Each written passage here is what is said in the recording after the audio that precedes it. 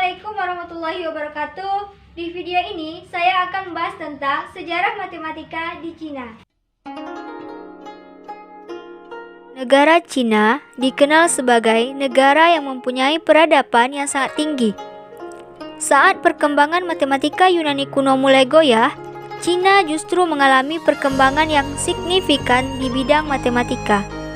Sejarah peradaban matematika di Cina tidak bisa terlepas dari kegigihan pemerintahan dinasti yang ada di Cina.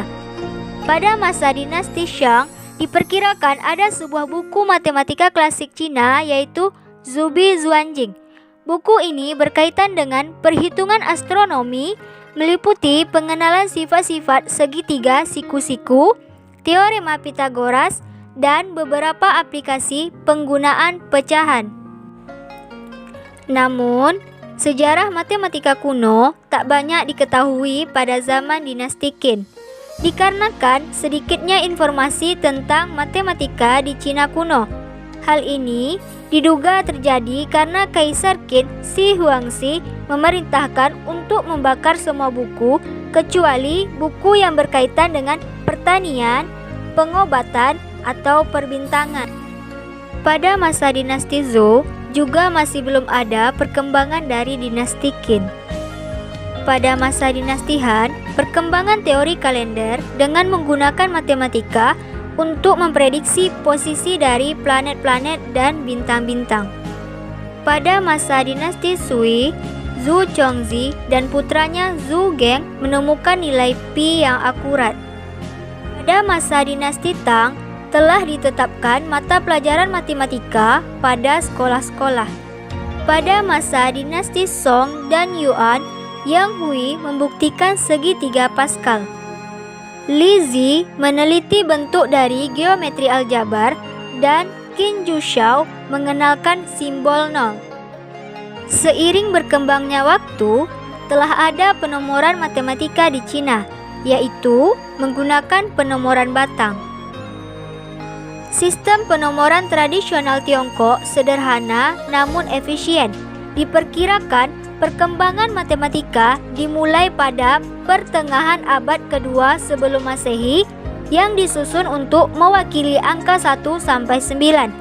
Kemudian yang berada di bawah kolom mewakili satuan, puluhan, ratusan, dan lain-lain. Oleh karena itu, sudah sangat mirip dengan yang kita gunakan saat ini.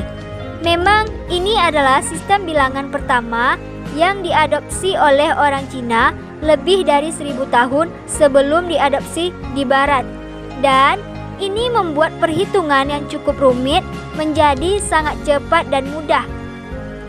Tapi, tulisan angka ini masih kurang efisien karena pada saat itu tidak ada konsep atau simbol untuk angka 0 hingga membatasi kegunaan tulisan nomor dalam bahasa Cina, terutama untuk ratusan, ribuan, dan sebagainya.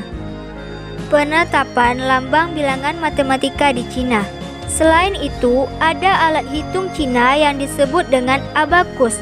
Lalu, ditemukan pula buku Jiuzhang Suanshu yang pada umumnya dianggap yang paling berpengaruh terhadap matematika Cina. Buku ini memuat 9 bab di dalamnya. Penggunaan sempoa sering dianggap sebagai gagasan yang berasal dari Cina, meskipun beberapa jenis sempoa digunakan di Mesopotamia, Mesir, dan Yunani, yang mungkin jauh lebih awal daripada Cina. Sempoa Cina pertama atau disebut juga dengan Suanpan diketahui telah berumur 2 sebelum Masehi. Ada daya tarik yang meluas pada angka dan pola matematika di Cina kuno, dan jumlah yang berbeda diyakini memiliki makna kosmis. Secara khusus, kotak ajaib adalah kotak angka di mana setiap baris, kolom, dan diagonal ditambahkan ke jumlah yang sama yang dianggap memiliki signifikansi spiritual dan religius. Kotak Lo Shu terdiri dari 3 baris persegi di setiap barisnya, di mana bila kamu menjumlahkan tiap baris, kolom maupun diagonal akan selalu menghasilkan angka 15. Kota ajaib Lo Shu ini diperkirakan telah berumur sekitar tahun 650 sebelum Masehi. Menurut legenda, Kaisar Yu menemukan kota itu di punggung kura-kura.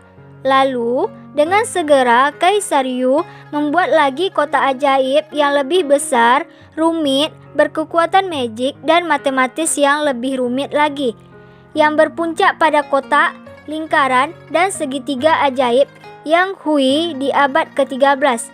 Yang Hui juga menghasilkan representasi triangular dari koefisien binominal yang identik dengan segitiga Pascal dan barangkali yang pertama menggunakan pecahan desimal dalam bentuk modern. Itulah tadi pembahasan tentang sejarah matematika di Cina. Assalamualaikum warahmatullahi wabarakatuh.